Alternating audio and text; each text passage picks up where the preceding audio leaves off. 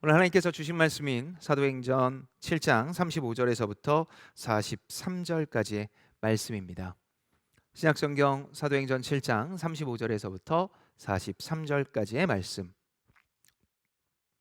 다 찾으신 줄 알고 우리가 한 절씩 교독하고 마지막 43절은 합독하도록 하겠습니다. 제가 먼저 읽겠습니다.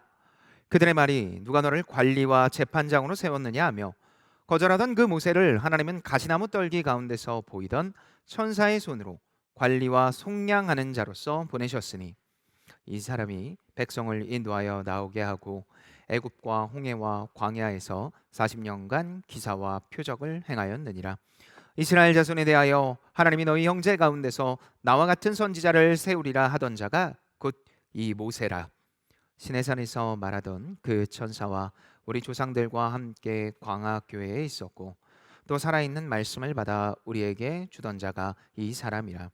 우리 조상들이 모세에게 복종하지 아니하고자 하여 거절하며 그 마음이 도리어 애굽으로 향하여 아론더러 이르되 우리를 인도할 신들 우리를 위하여 만들라. 애굽 땅에서 우리를 인도하던 이 모세는 어떻게 되었는지 알지 못하노라 하고 그때 그들이 송아지를 만들어 그 우상 앞에 제사하며 자기 손으로 만든 것을 기뻐하더니 하나님이 외면하사 그들을 그 하늘의 군대 섬기는 일에 버려 두었으니 이는 선지자의 책에 기록된 바 이스라엘의 집이여 너희가 광야에서 40년간 희생과 제물을 내게 드린 일이 있었느냐. 다 같이 읽겠습니다. 목록의 장막과 신 레판의 별을 받아들였으며 이것은 너희가 절하고자 하여 만든 형상이로다. 내가 너희를 바벨론 밖으로 옮기리라 함과 같으니라. 아멘. 오늘 하나님께서 주신 말씀인 사도행전 7장 35절에서부터 이 43절까지 말씀을 가지고 포기하지 않는 하나님이라는 제목으로 하나님 말씀 잠시 나누도록 하겠습니다. 일체유심조, 일체유심조라는 말이 있습니다. 혹시 이 말을 들어보셨는지 모르겠지만 많은 사람들이 좀 알 수도 있는 이야기인 것 같습니다. 이 불교에는 여러 경전이 있는데요. 그 여러 경전 중 화엄경이라는 경전에 나오는 말입니다. 모든 것은 오직 마음이 지어내며 나의 마음이 중심이다라는 뜻입니다. 그러면요, 이걸 우리식으로 요즘 해석하면 긍정적인 마인드를 가지고 있어야 긍정적인 행동을 할 수 있다라는 뜻입니다. 마음이 중심이니까 마음이 긍정적이면 행동과 결과도 긍정적일 것이다라는 이야기입니다. 개인적으로 저는 이 말에 좀 공감하는 게 있습니다. 마음을 긍정적으로 먹지 않고는 좀처럼 살아가기 힘든 현실이기 때문입니다. 남들이 투자하면요, 요즘은 다 성공하는 것 같아요. 나는 이전에 주식에 투자했었는데 내가 주식을 투자하면 그렇게 떡락하더니 요즘은 이렇게 주식만 하면 다른 사람들은 나 돈을 번다니 도대체 하나님이 나한테는 왜 그러시나 싶은 생각을 가질 때도 있습니다. 또 남들은 방향도 척척 잘 세워요. 그리고 매분 매초 정말 잘 사는 것 같은데 나는 계획을 세우면 다 어그러지고 그리고 내가 하는 모든 것들은 뭔가 하나님이 거부하시는 것 같은 생각에 듭니다. 나의 원하는 것 잘 되는 경우가 너무 많으니까 그런 경험들 속에서 긍정적인 마인드, 잘 될 거야, 괜찮아질 거야, 그런 생각이 나를 버티게 할 때가 참 많이 있다는 겁니다. 그러나 이 일체유심조, 긍정적인 생각을 통해 긍정적인 행동이 나오기 때문에 우리는 긍정적으로 생각해야 된다는 생각을 일정 부분 이해는 하지만 저는 동의하지 않습니다. 왜냐하면 우리는 그 긍정적인 마인드를 유지할 수 없기 때문입니다. 한두 번 정도는요, 남들의 투자에 박수를 칩니다. 그리고 나도 투자한 거 언제 좋아지겠지라고 생각을 해요. 그런데 내가 투자한 거에 말도 안 될 정도로 떨어지기 시작하면 그래 언젠가 다시 반등하겠지라고 생각하는데 반등은커녕 더 떨어지면은요, 그게 한두 번이지 계속해서 마음이 어렵습니다. 남들이 좋은 회사에 가요. 나는 계속 입시 준비를 하고 저 사람은 정말 남들이 가면 좋아할 만한 회사에 가요. 그래서 좋겠다. 그래 나도 언젠간 가겠지. 한 해, 두 해, 다섯 해, 여섯 해 계속 그렇게 있다 보면은요, 야 이거 나 어떻게 하면 좋나 싶은 생각이 들면서 긍정적인 마인드는커녕 회사에 들어가서 생일이라고 전화 오는 그 친구의 전화번호를 지우기에 바쁩니다. 심지어 믿음을 가진 우리도 마찬가지겠죠. 믿음을 가집니다. 예수 그리스도를 믿었어요. 마음도 돌이켰대요. 그러면서 우리의 삶의 이유와 목적이 하나님 것이라고 끊임없이 얘기를 하고 있습니다. 하나님을 사랑한다고, 그래서 하나님이 사랑하는 나를 위해 일하고 계신다라고 다짐을 하며 괜찮아질 거라고 이야기하고 있지만, 정작 이 예배당을 끝나고 우리 일상의 자리로 돌아가면 불평, 불만, 불안, 그리고 하나님은 도대체 뭐하고 계시는데 나한테 이러시는 거야? 라는 섭섭함까지 정말 많은 생각이 듭니다. 상황에 매몰되죠. 여러분, 우리는 왜 그럴까요? 믿는데 왜 그렇게 불평하고, 믿는데 왜 그렇게 불안하고, 믿는데 왜 이렇게 우리는 어려운 것 같을까요? 긍정적인 마인드는 왜 유지가 안 되냐라는 겁니다. 그렇게 어렵고 힘든 지체들에게 교회는 또 어떻게 이야기합니까? 좋아질 거야. 혹은 훈련이 안 돼서 그래, 훈련을 받아봐 라고 이야기를 합니다. 그런 얘기를 들으면 여러분, 그래 맞아, 훈련 받아야지, 내가 부족하지 라고 여기면서 그런 생각으로 훈련에 뛰어듭니까? 아니요. 그런 얘기하는 사람 등 돌리며 정말 나를 공감 못하네, 도대체 뭘 하길래 내 얘기를 이렇게 못 알아듣는 거야? 라고 생각을 하며 등을 돌리기 일쑤입니다. 그리고 마지막에 우리는 이렇게 얘기합니다. 하나님은 뭐 하시나? 도대체 하나님은 뭐 하시나? 라고 여기며 에라 모르겠다, 에라 모르겠다 포기하는 경우가 많이 있습니다. 오늘 우리가 읽은 본문도 바로 그런 본문입니다. 이제는 하나님과 너무 멀어져서 내 인생을 누구 하나도 관심이 없다고 생각할 수 있었습니다. 그리고 이제는 폭주 기관차처럼 마구 뛰어서 누구 하나 브레이크를 걸지 않으면 이제는 하나님과의 관계가 가까워질 수 없는 상황의 유대인들, 그들을 향해 하나님께서 도대체 하나님은 뭐 하시고 계십니까? 라고 묻는 그 유대인들을 향해서 하나님이 얘기하십니다. 내가 여기 있고 내가 포기하지 않는다. 내가 너를 포기하지 않고 있다라고 이야기하십니다. 특별히 상황과 환경을 보면 포기할 수밖에 없는 상황, 그리고 그런 인생 속에서 하나님께서는 이 말씀을 주시며 누구 하나 내가 선택한 자들을 절대로 포기하지 않겠다라고 이야기하십니다. 그리고 그 이야기는 오늘 2021년 1월 30일을 살고 있는 오늘 우리에게도 동일하게 말씀하십니다. 단순히 괜찮아, 좋아질 거야 라는 세상의 위로가 아니라 하나님께서 주시는 진정한 위로, 그리고 미래를 알 수 없지만 분명하게 미래에 대해서 약속하시는 이 하나님의 말씀을 통해 참된 위로와 용기를 얻어 이 땅에서 하나님의 자녀로 살아갈 수 있는 귀한 시간이 되었으면 좋겠습니다. 하나님께서 절대 포기하지 않는, 그 어떤 상황도 포기하지 않는다고 이야기를 하시는데 세 가지의 상황 속에서도 포기하지 않는다고 말씀하십니다. 첫째입니다. 아무리 거부하여도 하나님은 포기하지 않으십니다. 오늘 보면 35절입니다. 사도행전 7장 35절의 말씀입니다. 그들의 말이 누가 너를 관리와 재판장으로 세웠느냐 하며 거절하던 그 모세를 하나님은 가시나무 떨기 가운데서 보이던 천사의 손으로 관리와 속량하는 자로서 보내셨으니. 자, 우리는 이방인에게도 구원이 필요하다는 사도행전을 계속해서 보고 있습니다. 오늘 본문은 그런 이방인 중 유대인, 그 중에서도 가장 율법에 능통하였다고 얘기는 이 산헤드린 공의회에서 스데반 집사의 고별 설교, 그의 고별 설교는 세 파트로 되어져 있는데 첫 번째인 아브라함, 그리고 모세, 마지막 할례에 대해서 이야기하는 전체 설교 중 모세의 이야기, 그것도 하이라이트 부분을 보려고 합니다. 당시 유대인들에게는요, 국부, 나라의 아버지라고 여기는 사람이 딱 2명 있었습니다. 우리나라는 국부라고 여기면 자신이 원하는 대로 이야기를 하지만 유대인들은 똑같았어요. 딱 2명, 첫 번째는 아브라함, 그리고 모세였습니다. 하나님의 약속을 가장 먼저 받아서 시작하였던 아브라함과 하나님을 직접 보았다고 한 모세가 국부라고 여겼습니다. 특히 모세는 최고의 지도자로 여기며 그가 전한 율법을 이들은 모두 삶의 기준으로 여겼습니다. 그러나 역사적으로 보면 모세의 이야기를 처음부터 유대인들이 좋아하며 받아들였던 것은 아닌 것 같습니다. 오늘 본문 이 35절에 보면은요, 거절했다라고 표현하는데 이것은 사실 출애굽기 2장 14절의 내용을 보는 것입니다. 출애굽기 2장 14절에 이렇게 얘기합니다. 그가 이르되 누가 너를 우리를 다스리는 자와 재판관으로 삼았느냐? 내가 애굽 사람을 죽인 것처럼 나도 죽이려느냐? 모세가 두려워하여 이르되 일이 탈로 되었더라라고 라는 말씀을 기억나게 합니다. 이스라엘 민족을 탄압하던 관리가 있었습니다. 계속해서 탄압을 하니까 모세가 왕자고 힘이 있으니까 그 사람을 때려 죽입니다. 그리고선 그는 기대했겠죠. 고맙습니다. 당신의 힘으로 우리가 이렇게 압제해서 나왔습니다 라는 이야기를 기대했을 것 같지만 이스라엘 백성들은 도리어 당신의 도움이 필요 없다라고 이야기를 합니다. 살인이란 방법은 분명 잘못됐지만 모세의 의도는 도움이었고 백성들은 거부하는 모습이었습니다. 그로부터 40년이 흐른 뒤 어떻게 됩니까?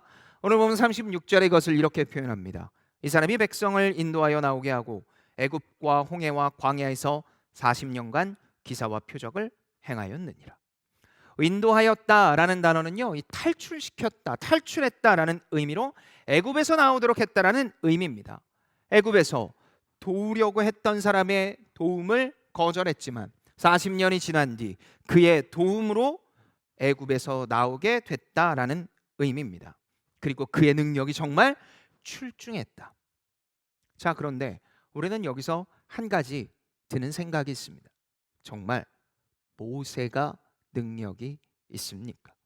그의 능력이 출중해서 장정만 60만 그리고 여성과 그리고 노인과 자녀들을 포함해 200만이 넘는 그 수많은 사람들을 빼서 나온 겁니까? 아니요. 모세는 애굽의 말에 익숙하며 다양한 지식이 있었지만 이스라엘 백성과 다르지 않았습니다. 신명기 18장 15절을 보면 이렇게 나옵니다. 내 하나님 여호와께서 너희 가운데 내 형제 중에서 너를 위하여 나와 같은 선지자 하나를 일으키시니 너희는 그의 말을 들을지니라. 혈통적으로 유대인이며 그들과 함께 형제로 자랄 자입니다. 그러니까 내 옆에 있는 사람과 크게 다르지 않았습니다. 그렇기에 모세의 능력이 아닙니다. 그런데 왜 모세가 표적을 행했고 가르치며 하나님의 능력, 이 상황에서 이 모든 이야기를 하고 있는 겁니까? 왜냐하면 모세가 진짜 능력자임을 가리기 위함이 아니라 하나님은 이 본문을 통해 진짜 능력자를 보이기 위해서입니다. 누구입니까? 바로 예수 그리스도입니다.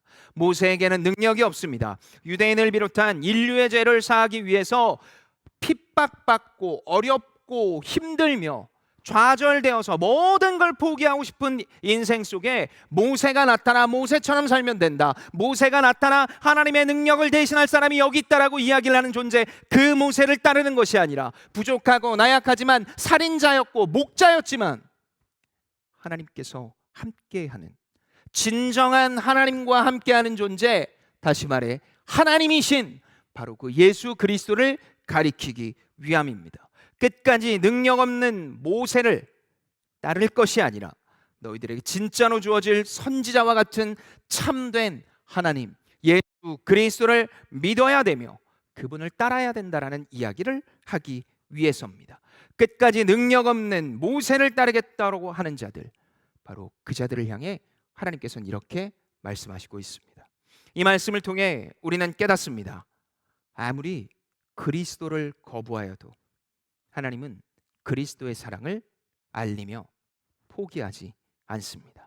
그리스도를 향해 죄인이라고 이야기를 합니다. 그리스도를 향해 돌을 던집니다. 그리스도를 향해 당신은 절대 그리스도가 될 수 없는 존재라고, 우리의 율법상 나무에 매달린 자는 절대로 그리스도가 될 수 없다라고 이야기를 했습니다.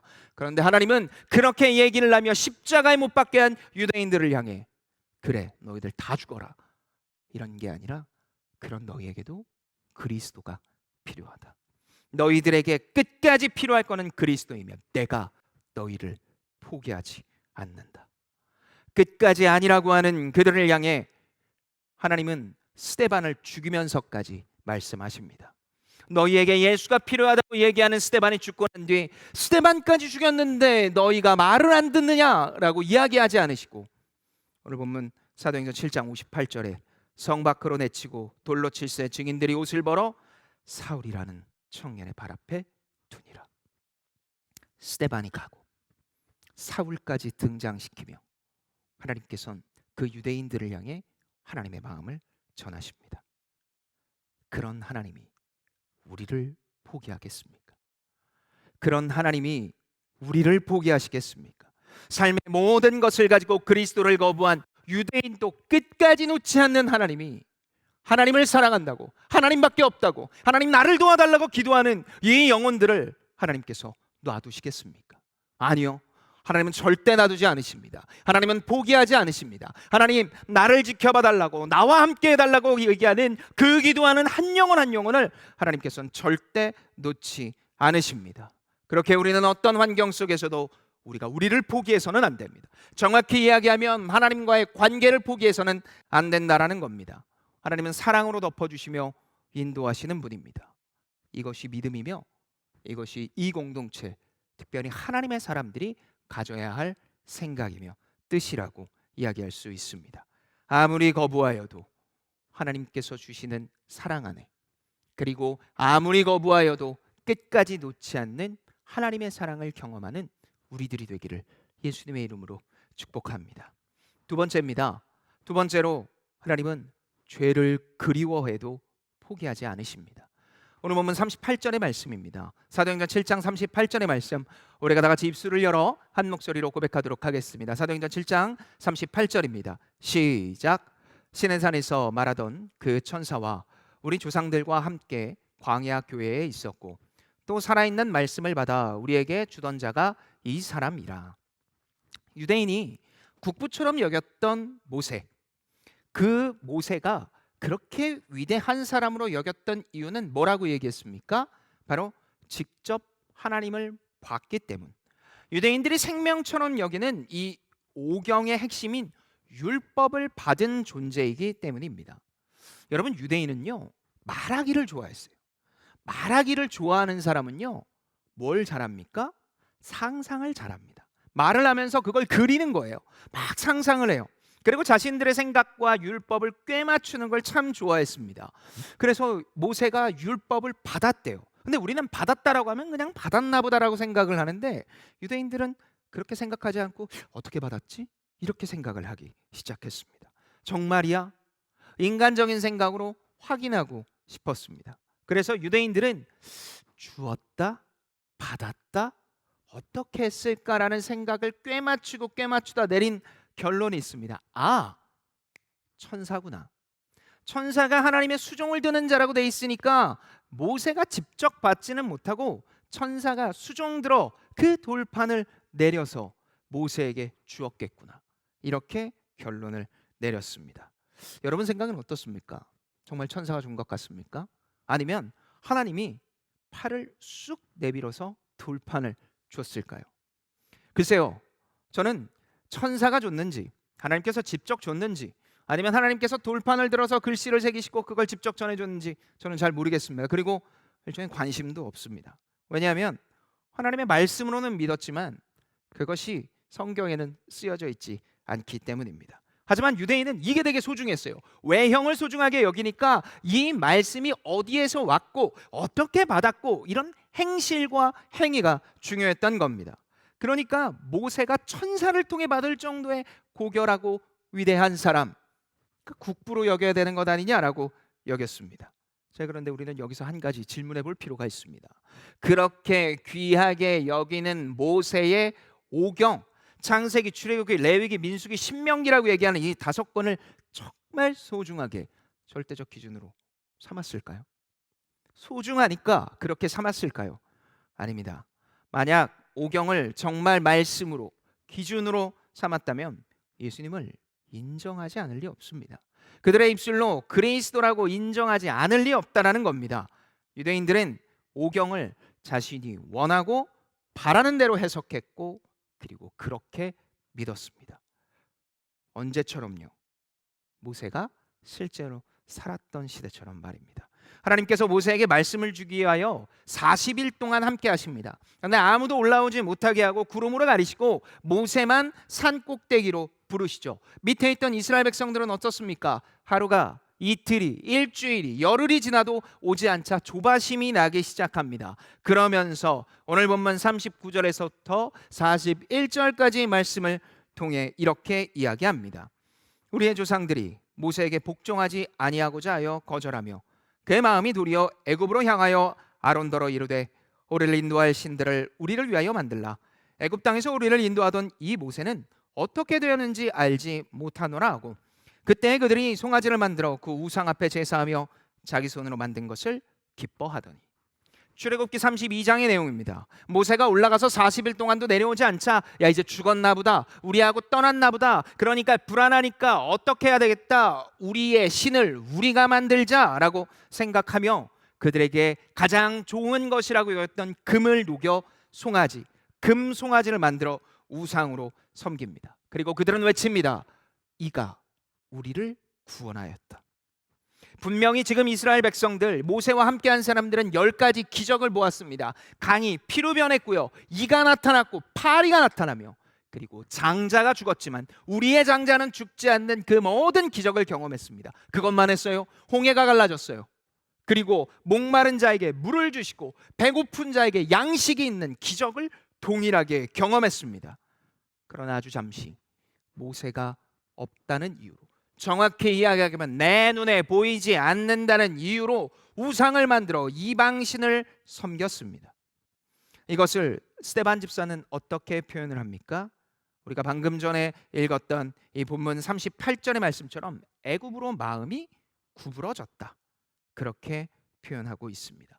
익숙한 압제와 탄압으로 마음이 구부러졌다. 그러니까 자유를 주었는데 자유를 포기하고 내 입맛, 내 눈, 내가 좋아하는 것대로 내 마음이 굽어져 버렸다라고 표현한 겁니다. 이 정도 됐으면, 제가 하나님이었으면 다시는 구원 안 합니다. 제가 하나님이었으면 포기했을 겁니다. 그런데 하나님은 이렇게 이야기하십니다. 출애굽기 34장 10절의 말씀입니다. 우리가 다 같이 한 목소리를 읽도록 하겠습니다. 시작. 여호와께서 이르시되 보라, 내가 언약을 세우나니 곧 내가 아직 온 땅 아무 국민에게도 행하지 아니한 이적을 너희 전체 백성 앞에 행할 것이라. 내가 머무는 나라 백성이 다 여호와의 행하심을 보리니 내가 너희를 위하여 행할 일이 두려운 것입니다. 흔들리지 않는 약속을 세우십니다.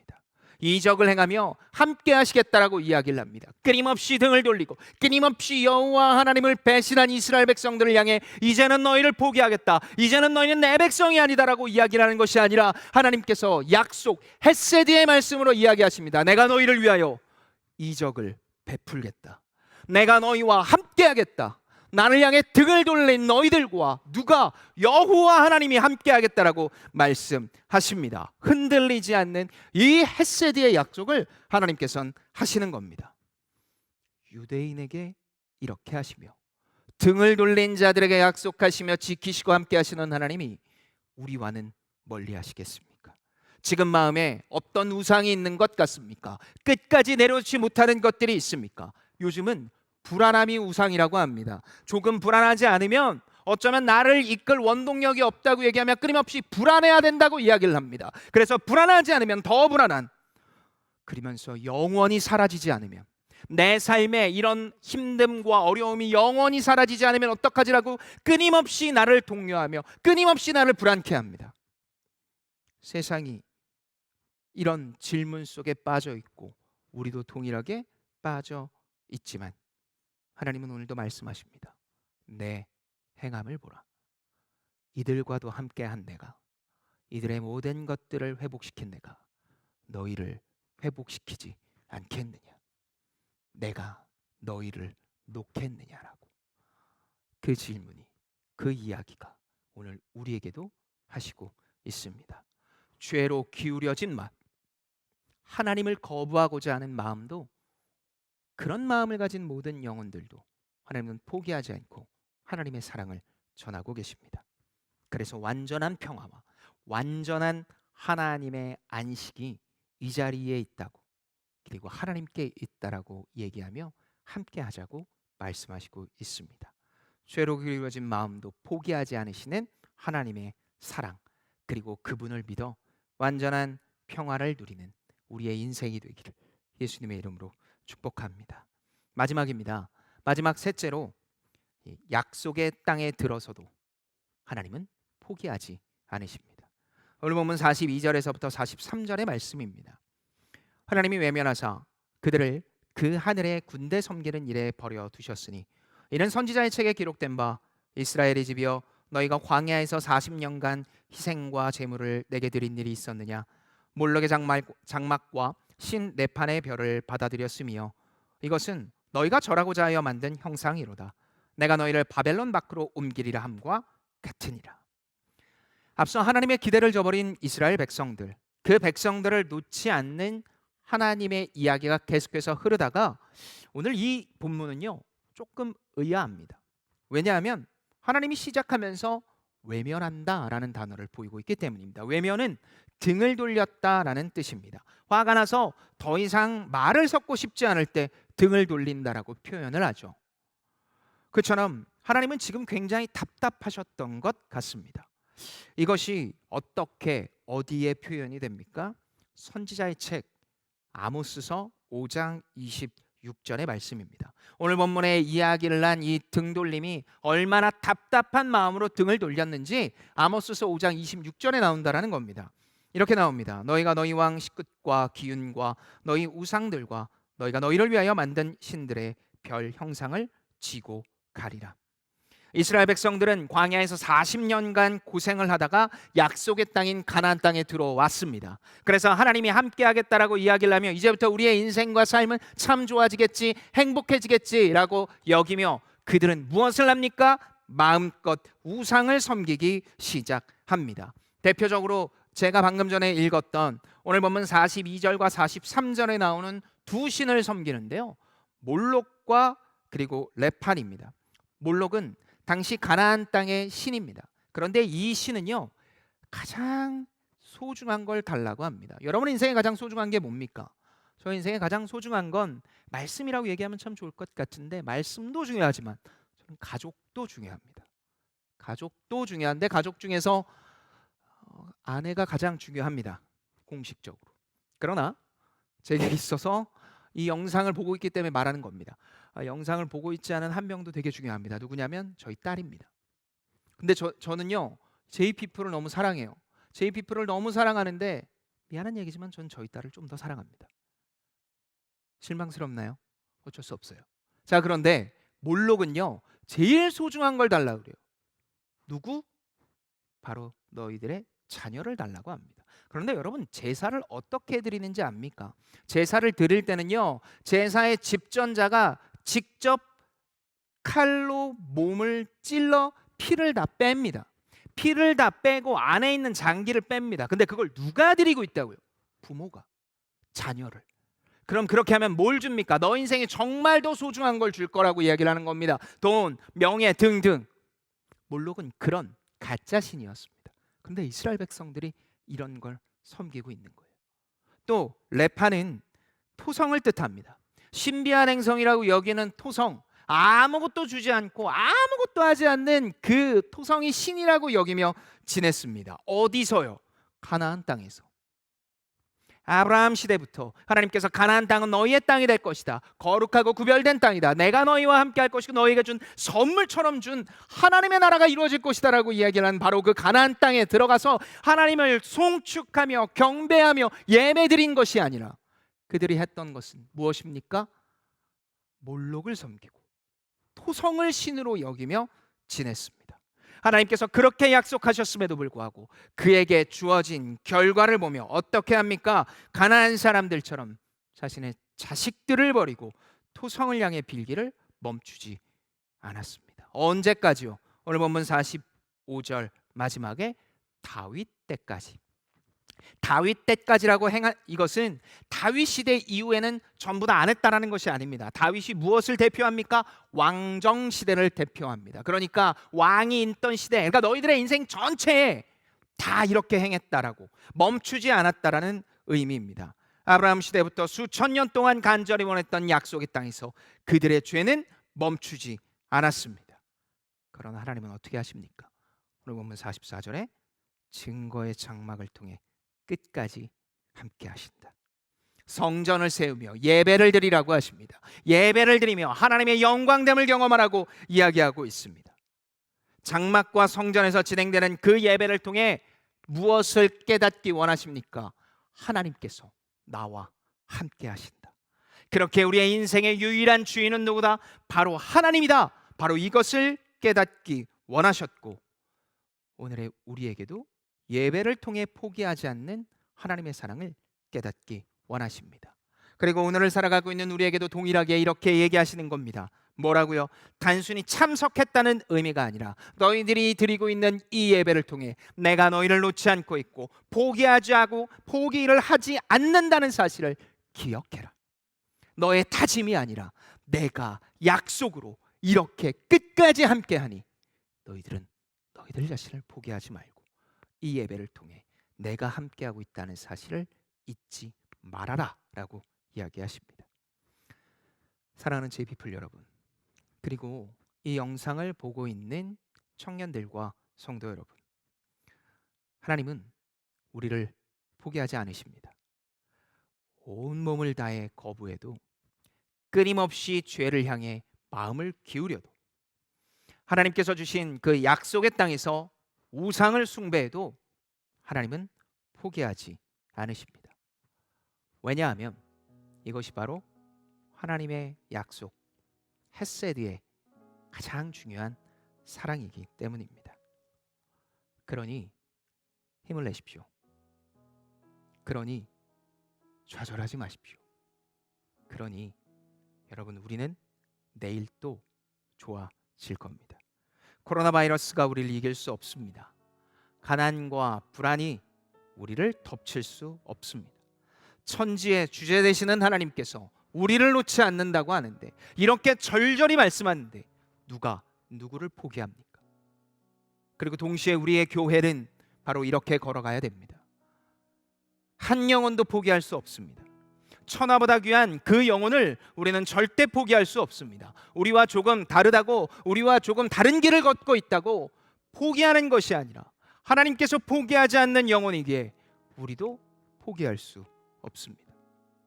우리의 공동체는 그 길로 가야 합니다.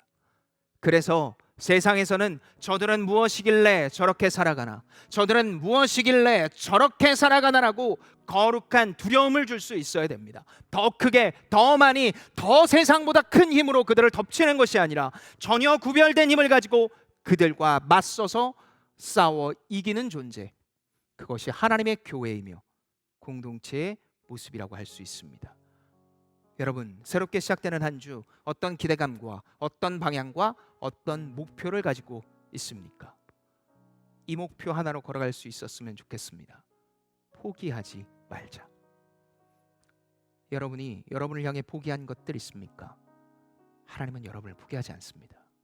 하나님은 지금도 여러분의 눈을 똑바로 보시고 그 마음을 안아주시며, 사랑하는 내 자녀야, 내가 너를 포기하지 않는다.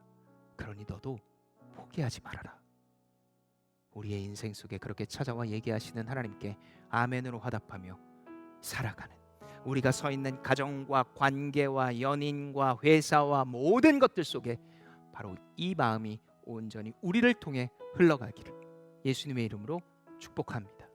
우리 시간에 찬양하도록 하겠습니다. 앞서 찬양했던 주님은 절대 포기하지 않으시죠 라는 찬양입니다. 우리 시간 찬양하며 기도하도록 하겠습니다.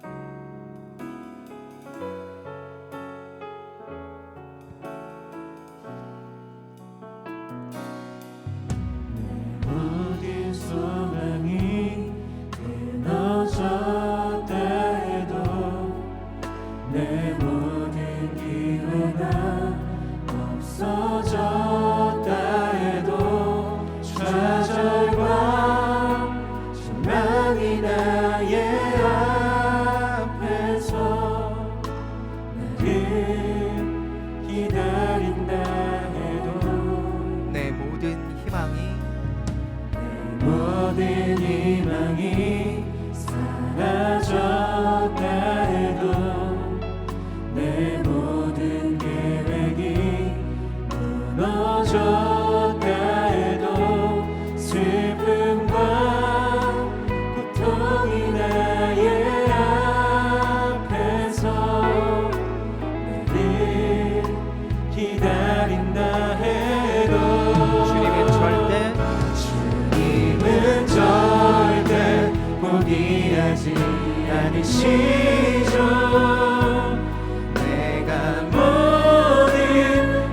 포기할 때 나를 일으키죠. 주님은 나를 너무도 나를 영원히 나를 사랑하시오. 주님은 절대 포기하지 않으시죠. 주님은 절대 포기하지 않으시죠. 내가 모든 걸 포기할 때 나를 일으키죠. 주님은 나를 너무도 나를 영원히 나를 우리 다시 한번 고백하겠습니다. 주님은 절대 포기하지 않으시죠. 주님은 절대 포기하지 않으시죠.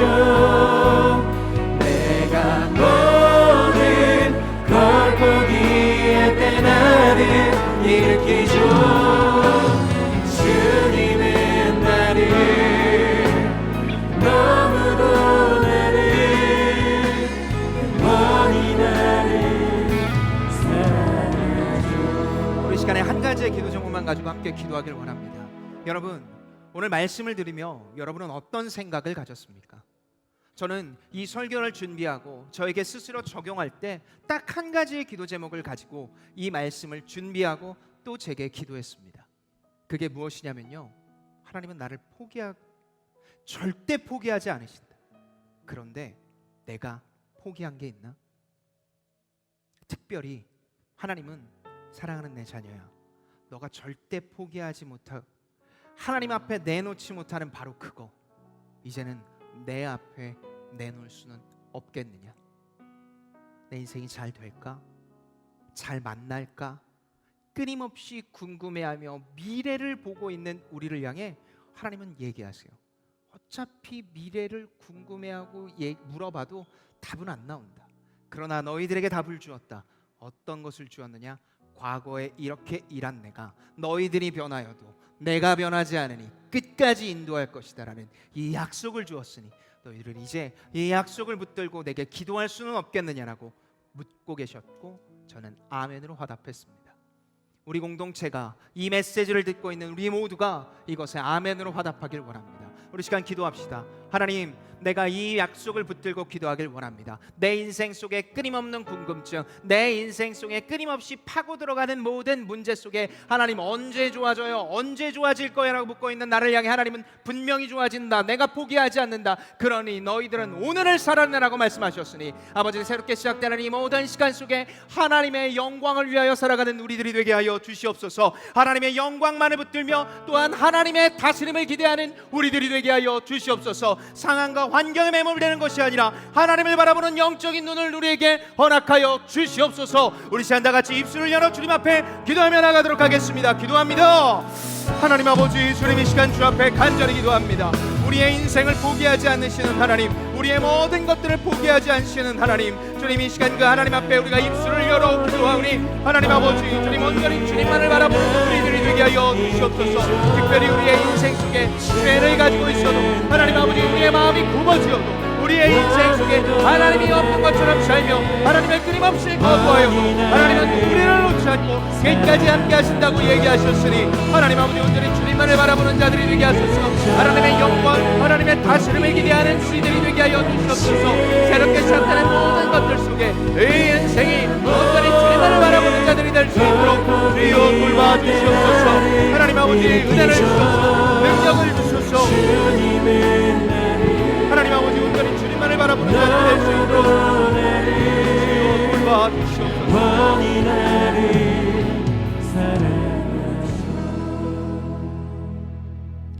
사랑하는 하나님 아버지, 참 감사합니다. 주님이 사랑하는 자들 놓지 않으시고 또 오늘의 주일 예배를 드리게 하셨습니다. 아버지, 우리는 자꾸 포기하고 싶어집니다. 하나님을 닮아가는 것도, 성도로 살아가는 것도, 예배자로 서는 것도, 내 삶을 바라보면 다 포기하고 싶어집니다. 내 옆에 하나님을 믿지 않는 자들은 승승장구하는 것 같은데, 좋은 마음을 가지면 괜찮을 거라고 이야기를 하며 끊임없이 좋은 마음을 간구하지만 내 안에 불쑥불쑥 일어나는 이 죄된 본성은 그들을 향한 하나님의 계획, 그리고 나를 향한 하나님의 계획 따위는 구별되어져 완전히 사라진 것 같은 생각을 가집니다. 그리고 불평하며 포기하고 싶어집니다. 그러나 하나님은 오늘도 말씀을 통해 이야기하십니다. 사랑하는 내 자녀야, 내가 너를 포기하지 않는다. 나를 끝까지 거부하여도 죄로 마음이 굽어져서 회복하고 싶은 생각조차도 없어도, 그리고 내가 약속한 땅에 들어가 마음껏 이방신을 섬겨도 포기하지 않는 그들처럼 나도 너희를 포기하지 않는다. 내가 너를 포기하지 않는다라고 말씀해 주셨습니다. 우리의 행실과 우리의 노력으로는 그 과분한 사랑과 약속을 받을 수 없습니다. 그렇게 하나님은 예수 그리스도를 주시어 우리에게 그 믿음을, 이 온전한 사랑을 깨닫게 하셨으니 새롭게 시작되는 모든 시간과 환경 속에 아버지여, 이 포기하지 않는 하나님의 사랑에 기대어 살아가게 하소서. 직장 상사가, 내 옆에 있는 연인이, 혹은 가정에서 정말 변하지 않는구나라고 하며 포기하고 싶어지는 바로 이때 아버지께서 붙드시고 인도하실 거라는 이 굳은 믿음의 약속을 가지고 살아가는 주의 청년들이 되게 하여 주시옵소서. 소망이 사라진 곳에 하나님의 소망을 굳게 그리고 흔들리지 않게 내려 주시옵소서. 이제는 우리 구주 예수 그리스도의 은혜와 하나님 아버지의 사랑과 성령의 교통하심이 이 자리에 모여 참된 교회로 서겠노라고, 포기하지 않는 하나님을 더욱 굳게 믿고 의지하겠노라고 다짐하며 예배하는 모든 청년들과 성도님들의 개인과 가정과 회사와 그리고 주님이 세우신 이 창춘교회 위에 이제부터 영원토록 함께하기를 축원하옵나이다. 아멘.